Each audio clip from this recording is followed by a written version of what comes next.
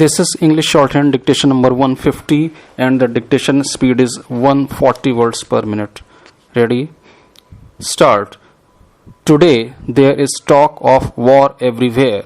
Everyone fears a war breaking out between the two countries. If that happens, it will be a calamity both for India and for Pakistan. India has written to the United Nations because whenever there is a fear of conflict anywhere, the United Nations is asked to promote a settlement and to stop fighting from breaking out. India therefore wrote to the United Nations that however trivial the issue may appear to be, it could lead to a war between the two countries. It is a long memorandum and it has been cabled. Pakistan's leaders have since issued long statements. I would take leave to say that their argument does not appeal to me. You may ask if I approve of the Union government approaching the United Nations. I may say that I both approve and do not approve of what they did. I approve of it because, after all, what else are they to do? They are convinced that what they are doing is right. If there are raids from outside the frontier of Kashmir, the obvious conclusion is that it must be with the connivance of Pakistan. Pakistan can deny it, but the denial does not settle the matter. Kashmir has acceded the accession upon certain conditions. If Pakistan harasses Kashmir and if Kashmir asks the Indian Union for help, the latter is bound to send help. Such help therefore was sent to Kashmir. At the same time, Pakistan is being requested to get out of Kashmir and to arrive at a settlement with India over the question through bilateral negotiations. If no settlement can be reached in this way, then a war is inevitable. It is to avoid the possibility of war that the Union government has taken the step it did. God alone knows whether they are right in doing so or not. Whatever might have been the attitude of Pakistan, if I had my way, I would have invited Pakistan's representatives to India and we could have met, discussed the matter and worked out some settlement. They keep saying that they want an amicable settlement, but they do nothing to create the conditions for such a settlement.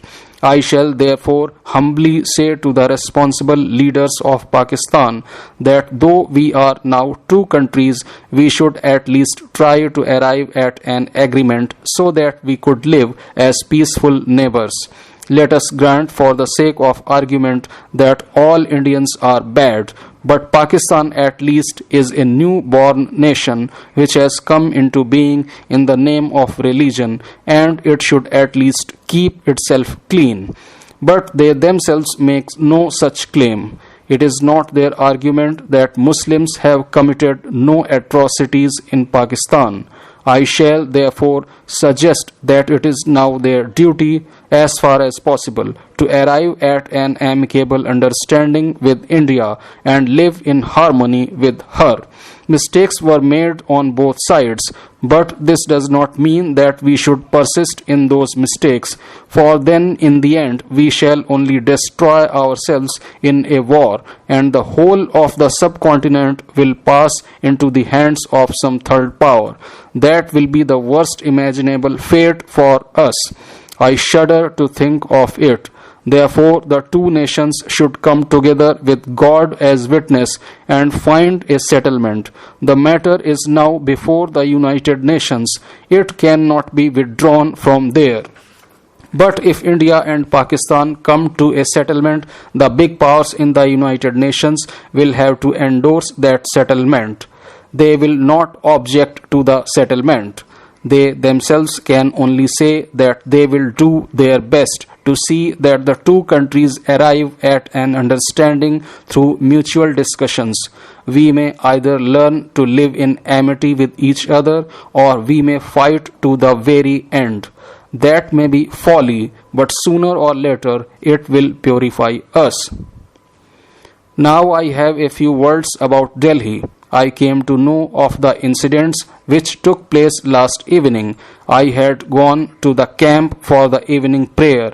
There are some Muslim houses at a little distance from the camp. About 400 or 500 inmates of the camp issued out of the camp to take possession of the houses. I am told they did not indulge in any kind of violence. Some of the houses were vacant. Some were occupied by the owners. They tried to take possession even of the latter. The police were near at hand. They immediately went to the spot and brought the situation under control. The police have stayed on there. I understand they had to use tear gas. Tear gas does not kill, but it can be pretty painful. I am told that something has happened today again. All I can say is that it is a matter of great shame for us. Have the refugees not learnt, even from their immense suffering, that they have to exercise some restraint? It is highly improper to go and occupy other people's houses. It is for the government to find them shelter or whatever else they need. Today, the government is our own. But if we defy our own government and defy the police and forcibly occupy houses, the government is not likely to continue for long. It is still worse that such things should happen in the capital city of India, where there are so many ambassadors from all over the world. Do we want to show them the spectacle of people occupying whatever they can? It is all the more regrettable that women and children were used as a shield. It is inhuman. It is like Muslim rulers keeping a herd of cows in the vanguard of their armies to make sure that the Hindus would not fight. It is uncivilized and barbaric behavior. It is still more barbaric to put women and children in front to provide against the police making charge. It is abuse of womanhood. I must humbly ask all the refugees not to behave in this way. Let them settle down. If they do not, then apart from a war between India and Pakistan, we may kill ourselves in mutual strife. We may lose Delhi and make ourselves the laughing stock of the world. If we want to keep India a free country, we must stop the things that are at present going on. The country has travelled a long and difficult road in the decades since the dawn of freedom. In the contestation of our present times, few remember Pandit Jawaharlal Nehru with admiration. Many find numerous faults in his thinking, policies and actions in the 17 long years of his prime ministership. He did make mistakes, for which the nation has paid a great price. His speech on the night of India's freedoms is rarely recalled now, but it is worthwhile to do so, for it embodies principles that are embedded in our constitution and sets out goals worth pursuing irrespective of ideological orientation and changing forms and manifestations of public culture. Pandit Nehru dwelt on India's past and its ideals. Not surprisingly, he spoke of Mahatma Gandhi in glowing terms. Of course, there were countless others who played stellar roles in the regeneration of the Indian spirit during the long night of British colonial rule. But there is no doubt that Mahatma Gandhi galvanized the people like no one else did. He fashioned the approach of non-violent struggle which inspired courage and resilience in ordinary persons. Pandit Jawaharlal Nehru's contribution to setting up an institutional framework that would provide a firm foundation for the transformation of India, including through fostering science and technology, was immeasurable.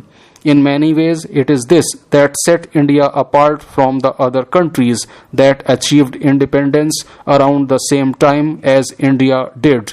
The set of institutions were designed to check the arbitrary exercise of power and were also mechanisms that would enable rapid social change of a feudal society and catalyze economic development of a country devastated by 2 centuries of exploitative colonialism. They were to buttress democracy too. Today, when India takes its democracy and peaceful and orderly change of power through the choice of the people as a natural pillar of political life, it is important to remember that it was able to consolidate democracy while many newly independent countries, including in our neighborhood, went under military rule.